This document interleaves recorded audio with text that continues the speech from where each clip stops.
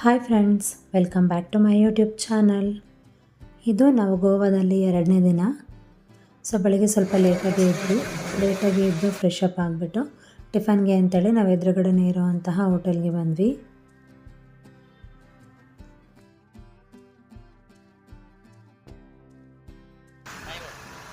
ಸಿಕ್ಕಾಪಟ್ಟೆ ಬಿಸಿಲು.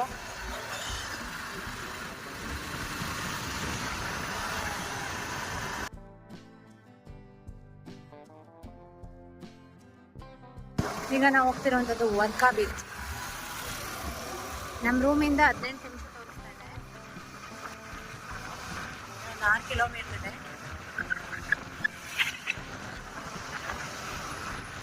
ಬೆಳಗ್ಗೆ ಸ್ವಲ್ಪ ಲೇಟಾಗಿ ಎದ್ದಿದ್ವಿ, ತುಂಬ ಟಯರ್ಡ್ ಆಗಿತ್ತು ಅಂತೇಳಿ.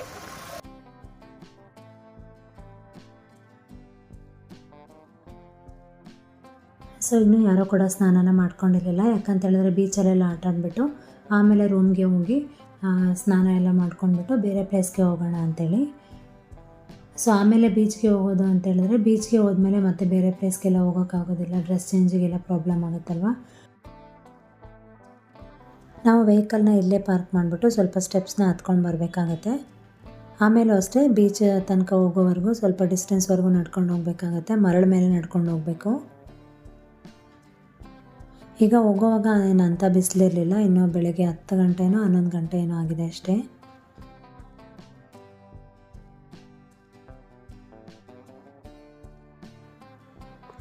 ಇದೇ ನೋಡಿ ವರ್ಕಾ ಬೀಚ್.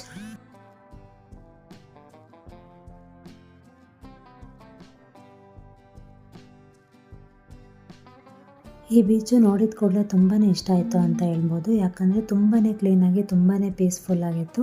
ನಾವು ಆಲ್ರೆಡಿ ನೆನ್ನೆ 3 ಬೀಚನ್ನ ನೋಡಿದ್ವಿ ಅಲ್ವಾ, ಝೂರಿ ಬೀಚು, ಕೊಲ್ವಾ ಬೀಚು ಹಾಗೆ ಬೆನೋಲಿಯಂ ಬೀಚು. ಆ 3 ಬೀಚಿಗೆ ಕಂಪೇರ್ ಮಾಡಿದ್ರೆ ಈ ಬೀಚು ತುಂಬಾ ಕ್ಲೀನಾಗಿದೆ ಹಾಗೆ ತುಂಬಾ ಪೀಸ್ಫುಲ್ಲಾಗಿದೆ. ನನಗಂತೂ ತುಂಬಾ ಇಷ್ಟ ಆಯಿತು. ನೀವೇನಾದರೂ ಆಟ ಆಡಬೇಕು ಅಂತ ಇದ್ದರೆ ಇದು ಬೆಸ್ಟ್ ಬೀಚ್ ಅಂತ ಹೇಳ್ತೀನಿ.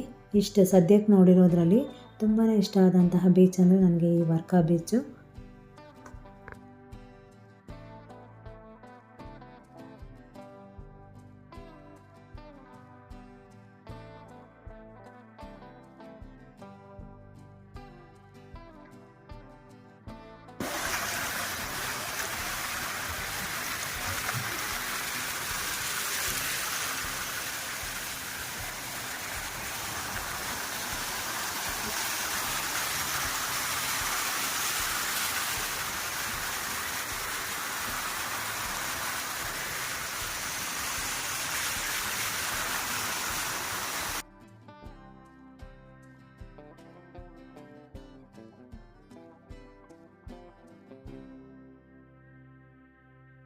ನಂಗೆ ಗೋವಾದಲ್ಲಿ ಇದುವರೆಗೂ ನೋಡಿದ ಎಲ್ಲ ಬೀಚ್ಗಳಿಗಿಂತ ಈ ಬೀಚ್ ತುಂಬಾ ಇಷ್ಟ ಆಯಿತು.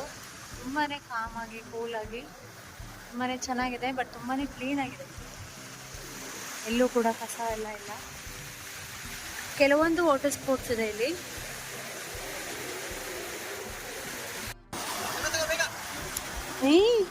ಏನಮ್ಮ ಅದು ಕಪ್ಪೆ ಚಿಪ್ಪು ತೋರಿಸಲಿ. ನೀರಲ್ಲಿ ತೊಳೆಯೋದನ್ನ ತೊಳೆ, ನೀರಲ್ಲಿ ತೊಳೆಯೋಣ ಇದನ್ನ. ನನ್ನ ಪಾಪು ನೋಡಿ ದೊಡ್ಡ ಕಪ್ಪೆ ಚಿಪ್ಪು ಕೈ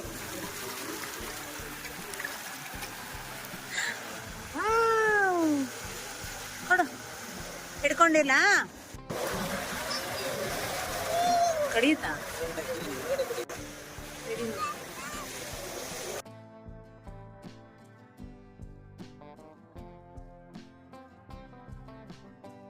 ಇದು ಮಹೇಂದ್ರ ಕ್ಲಬ್.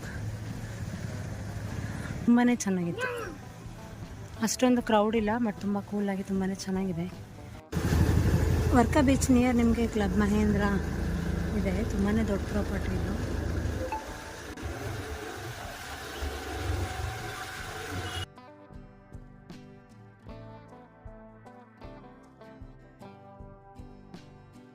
ನಾವು ಬೀಚಲ್ಲೆಲ್ಲ ಆಟ ಆಡಿಕೊಂಡು ಮತ್ತೆ ರೂಮ್ಗೆ ಹೋಗ್ತಾ ಇದ್ದೀವಿ. ಸ್ನಾನ ಎಲ್ಲ ಮಾಡಿಕೊಂಡು ಆಮೇಲೆ ಮತ್ತೆ ಬೇರೆ ಪ್ಲೇಸ್ಗೆ ಹೋಗೋಣ ಅಂಥೇಳಿ. ಇವತ್ತು ಬೇರೆ ಯಾವುದೂ ಬೀಚ್ಗೆ ಹೋಗೋ ಪ್ಲ್ಯಾನ್ ಇಲ್ಲ. ನೆಕ್ಸ್ಟ್ ನಾನು ಯಾವ ಪ್ಲೇಸ್ಗೆ ಹೋಗ್ತೀನಿ ಅಂಥೇಳಿ ನಿಮಗೆ ವಿಡಿಯೋ ನೋಡ್ತಾ ಇರುವಾಗಲೇ ಗೊತ್ತಾಗುತ್ತೆ. ಸೊ ಹೀಗೆ ಹೋಗೋವಾಗಲೇ ಪಾಪು ಕೂಡ ಜ್ಯೂಸ್ ಬೇಕು ಅಂತ ಹೇಳ್ದ. ಹಾಗೆ ಅಲ್ಲಿ ಕಬ್ಬಿನೆಲ್ಲ ಕುಡ್ಕೊಂಡು ಮತ್ತು ನಾವು ರೂಮ್ಗೆ ಹೊರಟ್ವಿ. ನಿಹಾಲ್ಗೆ ಬೀಚಲ್ಲಿ ಆಟ ಆಡ್ಕೊಂಡು ಬಂದರೆ ಒಂದು ಎಕ್ಸ್ಟ್ರಾ ಜೋರು ಸಿಗುತ್ತೆ ಅಂತ ಹೇಳ್ಬೋದು.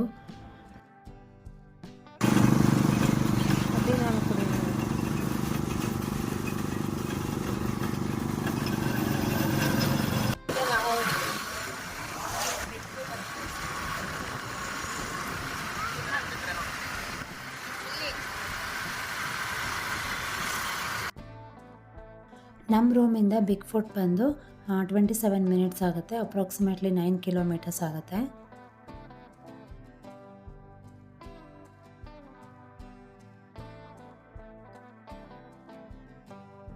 ಈ ಸಲ ನಾವು ಗೋವಾದಲ್ಲಿ ಸ್ಕೂಟಿನ ತೊಗೊಂಡು ಓಡಾಡ್ತಿರೋದು ತುಂಬಾ ಕಂಫರ್ಟಬಲ್ ಆಗಿದೆ ಅಂತ ಹೇಳ್ಬೋದು.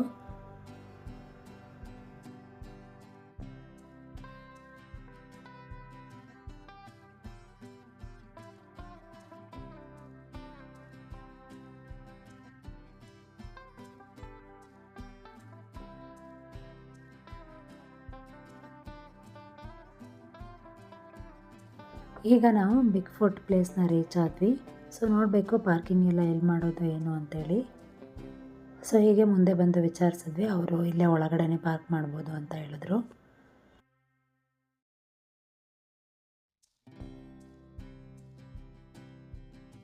ಸೊ ಇಲ್ಲೇ ನಿಯರಲ್ಲಿ ಪಾರ್ಕಿಂಗಿಗೆ ಪ್ಲೇಸ್ ಮಾಡಿದ್ದಾರೆ.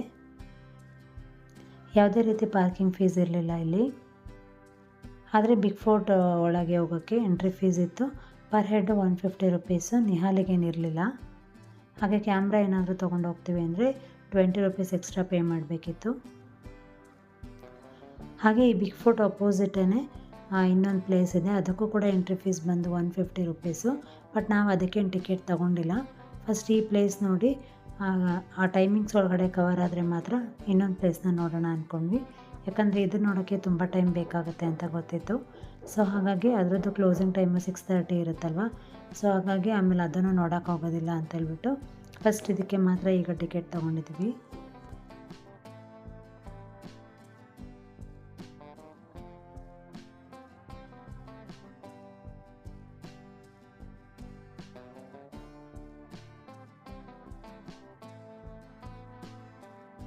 From the point where the air, after paying our respects to the creator of this land, the earlier book. ಅಲ್ಲಿ ಸ್ಪೀಕರಲ್ಲಿ ಅಲ್ಲಿರುವಂತಹ ವಸ್ತುಗಳ ಬಗ್ಗೆ ಆಗಲಿ ಸ್ಟ್ಯಾಚ್ಯೂಸ್ ಬಗ್ಗೆ ಆಗಲಿ ಎಕ್ಸ್ಪ್ಲನೇಷನ್ನ ಕೊಡ್ತಾ ಇರ್ತಾರೆ. ಸೊ ಅಲ್ಲಿ ಏನು ಸ್ಟ್ಯಾಚ್ಯೂ ಮಾಡಿದಾರಲ್ವ ಅದ್ರ ಬಗ್ಗೆ ಕಂಪ್ಲೀಟ್ ಇನ್ಫಾರ್ಮೇಷನ್ ಅಲ್ಲಿ ಪಕ್ಕದಲ್ಲೇ ಸ್ಟಿಕ್ ಮಾಡಿದರು. ಸೊ ನಾನು ಅದನ್ನು ಕೂಡ ವಿಡಿಯೋ ಮಾಡ್ಕೊಂಡಿದ್ದೀನಿ. ಸೊ ನಿಮಗೆ ಈ ವಿಡಿಯೋ ತುಂಬಾ ಇಷ್ಟ ಆಗುತ್ತೆ ಅಂತ ಅಂದ್ಕೊಂಡಿದ್ದೀನಿ. ನಿಜವಾಗ್ಲೂ ಈ ವಿಡಿಯೋ ತುಂಬಾ ಚೆನ್ನಾಗಿದೆ. ಕೊನೆವರೆಗೂ ಮಿಸ್ ಮಾಡ್ದಲೆ ಅಂದರೆ ಸ್ಕಿಪ್ ಮಾಡ್ದಲೆ ಈ ವಿಡಿಯೋನ ನೋಡಿ.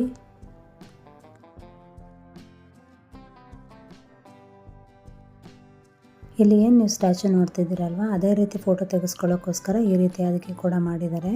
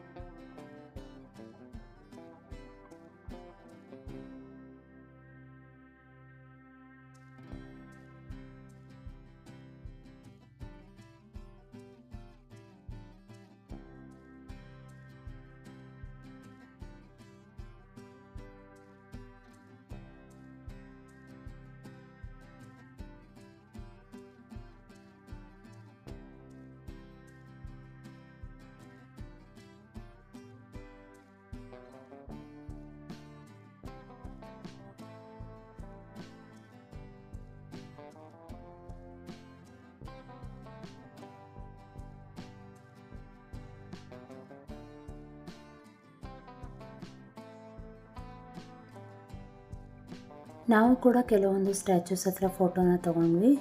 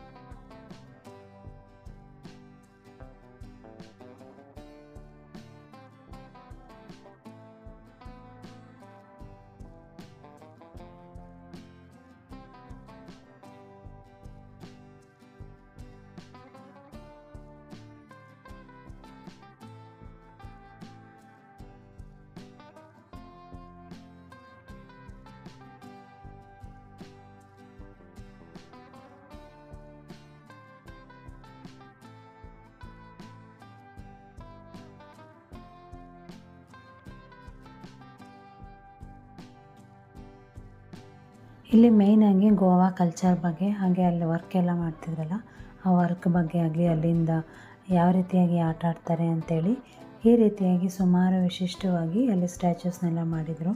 ನೋಡೋಕ್ಕಂತೂ ತುಂಬಾ ಚೆನ್ನಾಗಿತ್ತು ಅಂತ ಹೇಳ್ಬೋದು.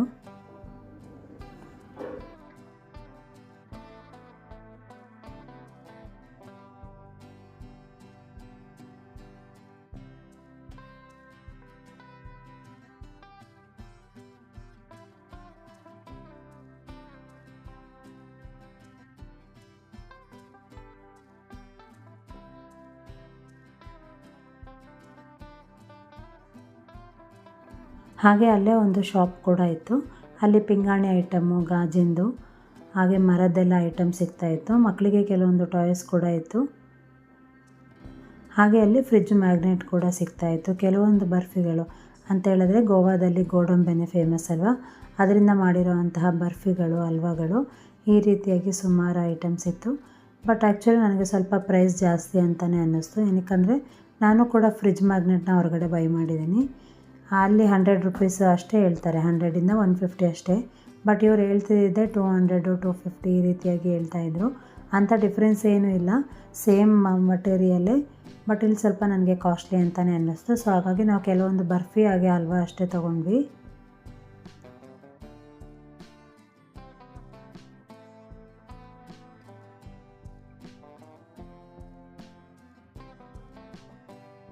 ಇದೇ ರೀತಿ ಮುಂದೆ ಹೋದರೆ ಇನ್ನೂ ಸುಮಾರು ಸ್ಟ್ಯಾಚ್ಯೂಸ್ಗಳೆಲ್ಲ ಇತ್ತು. ಸೊ ಬನ್ನಿ ಅದೆಲ್ಲ ಹೇಗಿದೆ ಏನು ಅಂತೇಳಿ ನೋಡೋಣ.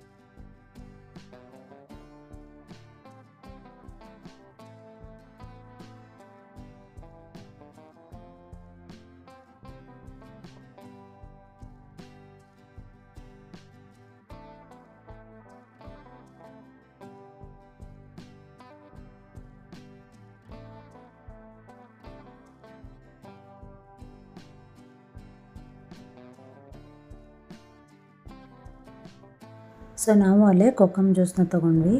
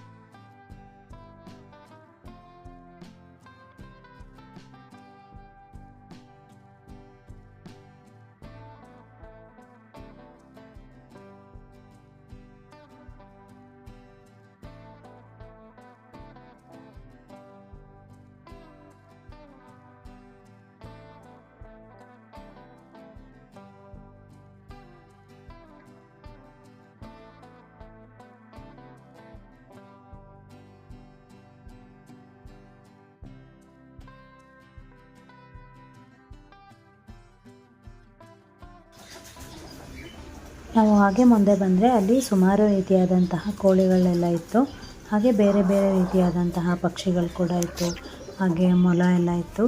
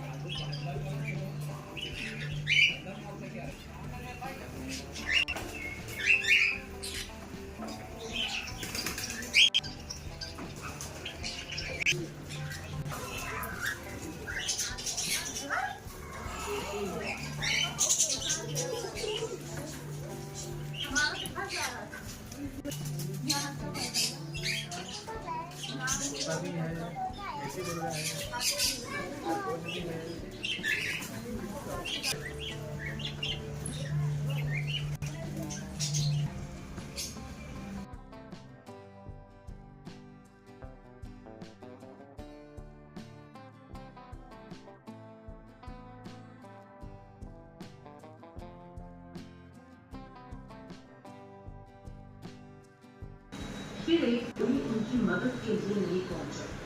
जिनकी मदद करने के लिए महादेव ने अपना सब कुछ त्याग कर दिया, वे भी उसकी मदद के लिए नहीं आए। उसकी पत्नी मर जाने से महादेव अकेला पड़ गया, लेकिन महादेव का विश्वास इस जगह का नाम है एक सच्ची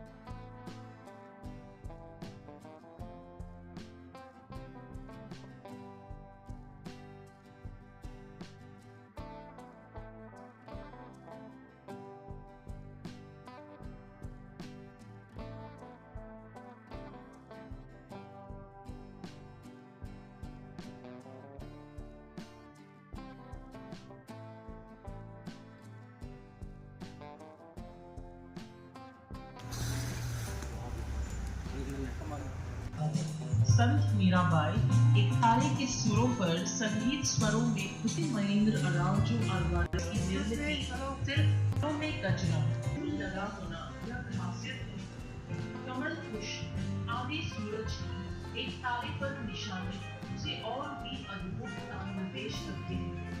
यह शिल्प तरह तरह की प्रशंसा पा चुका है।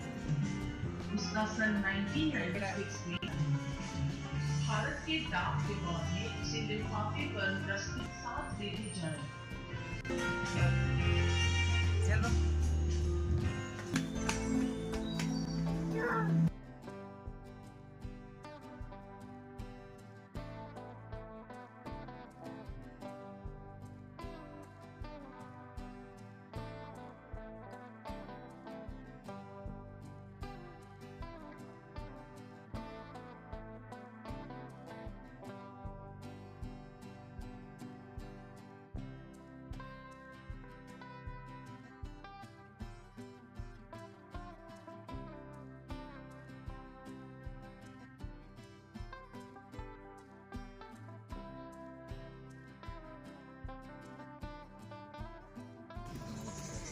ಈ ರೀತಿಯಾಗಿ ಇಲ್ಲಿ ಸುಮಾರು ಅಂಗಡಿಗಳಿದೆ.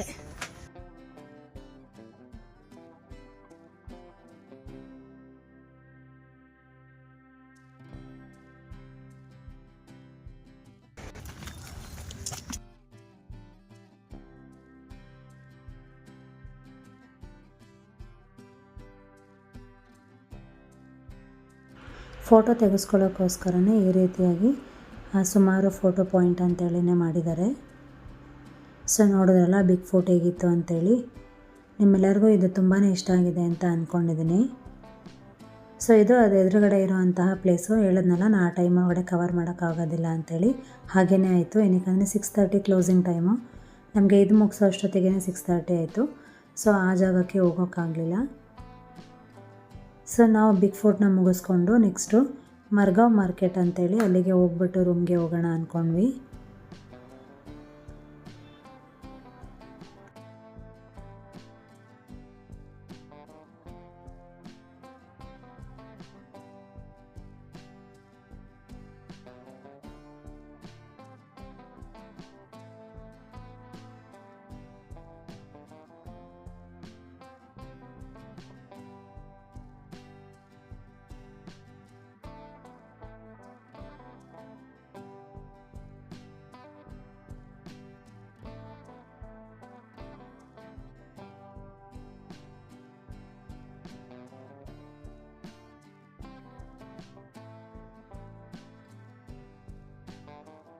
ಮಾರ್ಗೋವಾಸ್ ಶಾಪಿಂಗ್ ಸ್ಟ್ರೀಟ್.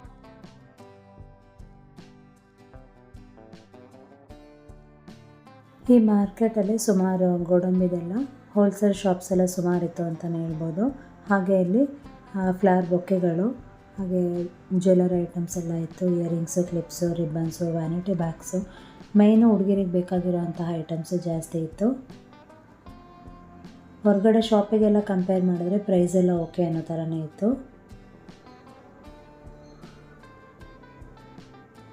ಸೊ ನಾವು ಇಲ್ಲೇ ಜ್ಯೂಸನ್ನ ತೊಗೊಂಡು ಜ್ಯೂಸನ್ನ ಕುಟ್ಕೊಂಡ್ಬಿಟ್ಟು ಮತ್ತೆ ನೆಕ್ಸ್ಟ್ ಹೊರಟ್ವಿ. ರೋಡೆಲ್ಲ ತುಂಬ ಚಿಕ್ಕದಾಗೇ ಇತ್ತು. ತುಂಬಾ ಕಂಜೆಸ್ಟೆಡ್ ಅಂತ ಹೇಳ್ಬೋದು.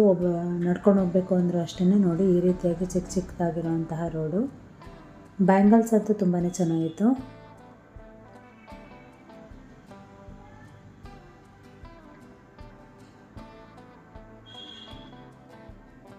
ಆದರೆ ನಾವು ಜಾಸ್ತಿ ಏನೂ ಅಲ್ಲಿ ತೊಗೊಳಕ್ಕೆ ಹೋಗಲಿಲ್ಲ. ಬ್ಯಾಂಗಲ್ಸು ಹಾಗೆ ಕ್ಲಿಪ್ ಅಷ್ಟೇ ತೊಗೊಂಡಿದ್ದು.